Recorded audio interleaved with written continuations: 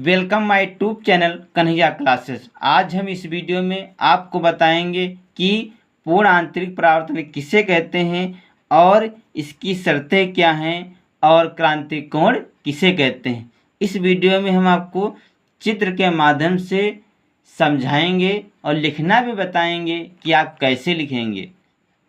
तो सबसे पहले हेडिंग डालेंगे पूर्ण आंतरिक परावर्तन। अब यहाँ पर हमने 3 चित्र बनाए हैं।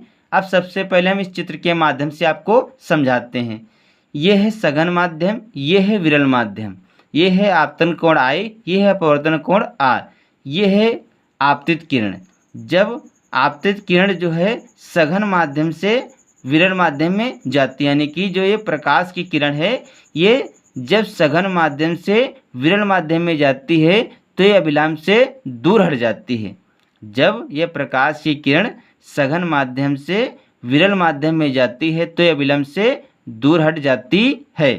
यदि हम आपतन कोण का मान थोड़ा सा बढ़ा दें तो अपवर्तन कोण का मान भी बढ़ जाएगा। यदि हम आपतन कोण I जो है यदि इसका मान बढ़ा दें तो अपवर्तन कोण का मान भी बढ़ जाएगा। अब देखिए दूसरे चित्र में, यदि आप ज़्यादा अधिक बढ़ा देते हैं आपतन कोण का मान, तो ज़्यादा अधिक बढ़ा देंगे तो ये जो तुम्हारी आय आपतित किरण है ये अपवर्तित किरण है, यहाँ पर क्या हो जाएगा, ये 90 अंश का कोण बन जाएगा। और एक स्थिति ऐसी आएगी कि आपतन कोण I बराबर C, यानी कि आपतन कोण क्रांतिक कोण के बराबर हो जाएगा। जब आप आपतन का कोण का मान और भी थोड़ा बढ़ा देंगे तो जो ये आपतित किरण है ये आपकी क्या है, अपवर्तित किरण है। यहाँ पे कितने अंश का कोण बन जाएगा, 90 अंश का कोण बन जाता है।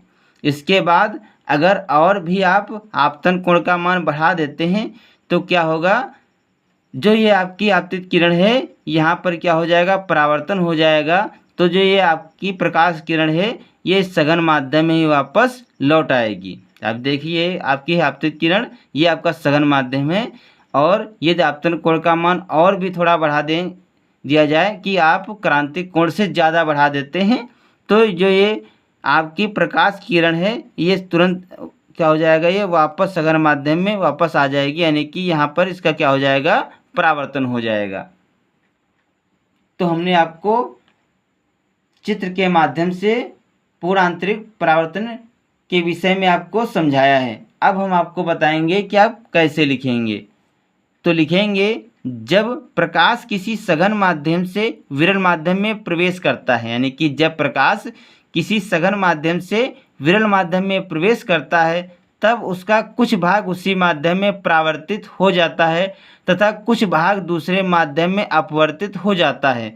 इस परावर्तन को पूर्ण आंतरिक परावर्तन कहते हैं। यानी कि पूर्ण आंतरिक परावर्तन की परिभाषा लिखेंगे कि जब किसी सघन माध्यम से विरल माध्यम में प्रवेश करता है, यानी कि जब प्रकाश की किरण किसी सघन माध्यम से विरल माध्यम में प्रवेश करती है तब उसका कुछ भाग उसी माध्यम में परावर्तित हो जाता है और कुछ भाग दूसरे माध्यम में अपवर्तित हो जाता है। इस परावर्तन को पूर्ण आंतरिक परावर्तन कहते हैं। अब हम डालेंगे पूर्ण आंतरिक परावर्तन की आवश्यक शर्तें। तो इसमें लिखेंगे, नंबर 1, प्रकाश किरण सघन माध्यम से विरल माध्यम में जाना चाहिए। यानी कि पूर्ण आंतरिक परावर्तन की आवश्यक शर्त, यानी कि पहली शर्त है कि जो प्रकाश की किरण है उस सघन माध्यम से विरल माध्यम में जाना चाहिए। दूसरा है आपतन कोण क्रांतिक कोण से अधिक होना चाहिए, यानी कि जो आपतन कोण I और क्रांतिक कोण C, यानी कि आपतन कोण को I से लिखते हैं, क्रांतिक कोण को C से लिखते हैं, तो आपतन कोण क्रांतिक कोण से अधिक होना चाहिए। ये है पूर्ण आंतरिक परावर्तन की शर्तें। अब हम डालेंगे क्रांतिक कोण किसे कहते हैं। तो लिखेंगे, किसी सघन माध्यम से विरल माध्यम की ओर जाने वाली प्रकाश किरण के लिए आपतन कोण के उस विशिष्ट मान को जिनके संगत अपवर्तन कोण 90 अंश होता है क्रांतिक कोण कहते हैं।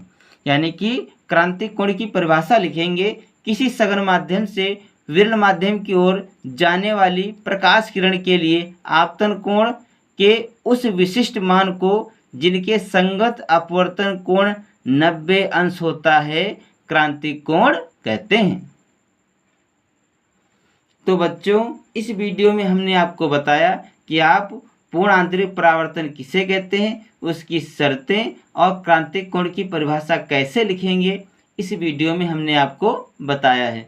आशा करता हूँ कि मेरा वीडियो आपको अच्छा लगेगा। अगर हमारा वीडियो आपको अच्छा लगे तो इसे लाइक, शेयर और सब्सक्राइब जरूर करें। मिलते हैं अगले वीडियो में, तब तक के लिए जय हिंद, जय भारत।